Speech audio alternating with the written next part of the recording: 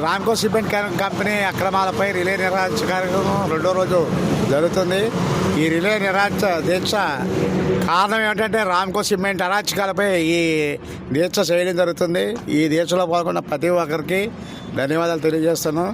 అయితే రెండో రోజు జరిగే దీక్షలో ఈరోజు చాలామంది రావడం జరిగింది. మరి ముఖ్య ఉద్దేశం అంటే మనకు రామ్కో సిమెంట్ కంపెనీ వారు మనకున్న రెండు చెరువులను కూడా ఆక్యుపై చేసుకొని అక్కడ బ్రిడ్జి నిర్మాణం, ఇక్కడ సర్వీస్ రోడ్ మొత్తం చేయడం జరిగింది. ఈ సర్వీస్ రోడ్లు కూడా ఈ దీక్ష ద్వారా ఎంఆర్ఓ గారికి మరి కలెక్టర్ గారికి తెలియజేస్తున్నాం. ఈ రోడ్ని అర్జెంటుగా బ్లాక్ చేయవలసిందిగా కోరుతున్నాం. అలాగే కిత్తే చెరువు వేసిన 16.5 సెంట్లలో బ్రిడ్జి కూడా అర్జెంటుగా బ్లాక్ చేయవలసిందిగా కోరుతున్నాం. మేనేజ్మెంట్ వారు ఇప్పటికైనా కళ్ళు తెరిచి చెన్నై నుంచి వచ్చి ఈ సమస్యకు పరిష్కారం చేయాలి. లేనిచో ఈ ఆందోళన కార్యక్రమం చాలా విపరీతంగా మళ్ళీ పెరుగుతుంది.